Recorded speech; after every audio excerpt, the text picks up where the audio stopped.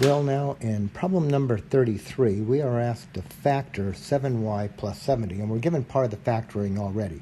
You can see that that 7 is common to this 7 and 70.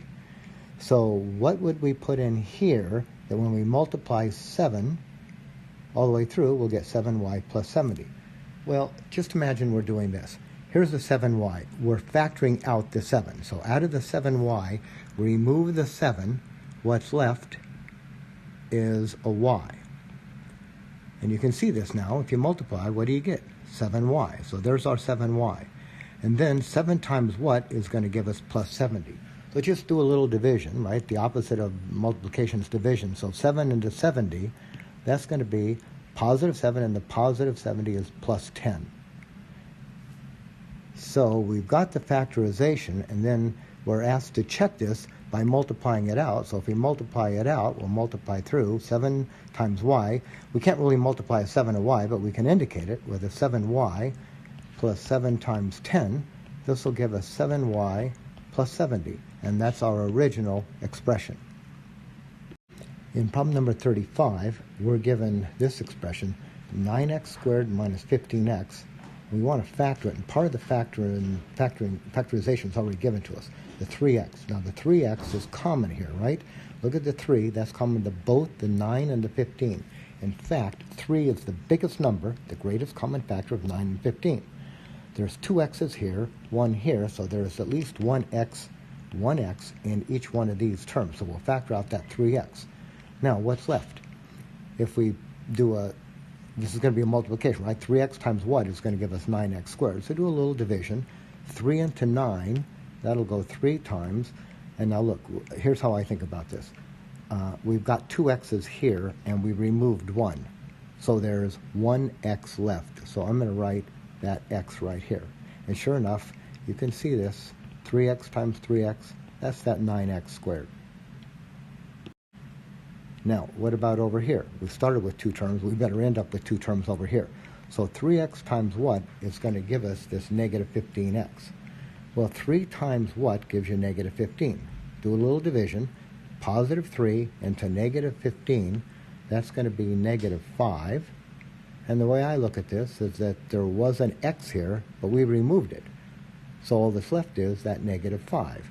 So I'm going to claim that we've got the factored form right here, and we're supposed to check this by multiplying. So if we multiply here and here, we're going to get 9x squared. 3x times negative 5 is negative 15x, and that matches what we've got up here, so I think we have the correct factored form.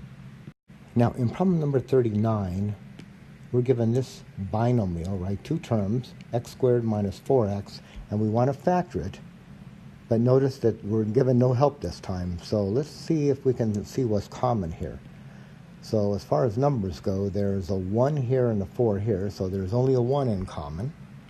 But what about x's? Well, there's 2 x's here and 1 here, so there's at least 1 x in each one of these terms. Now I'm going to write this like this. I'm going to just bring that x down here and set up my parentheses. Now there's 2 terms here, so there better be 2 terms in the parentheses. So what are we going to do here? X times what will give us x squared?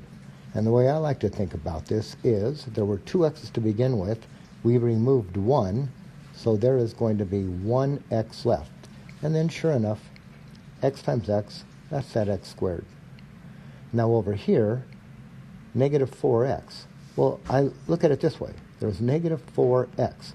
We remove that x, so what's left is that negative 4. So I'm going to write that negative 4 here.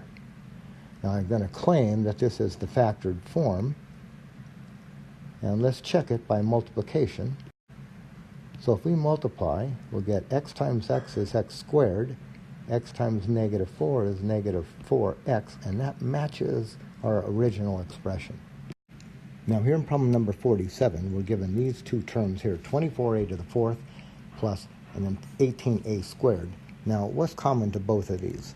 Well, what I'm saying in 24 and 18, the biggest number that goes into both, that divides evenly into both, is 6. That's the greatest common factor of both of those. So what I'm going to do here is take out a 6, and then what about these a's?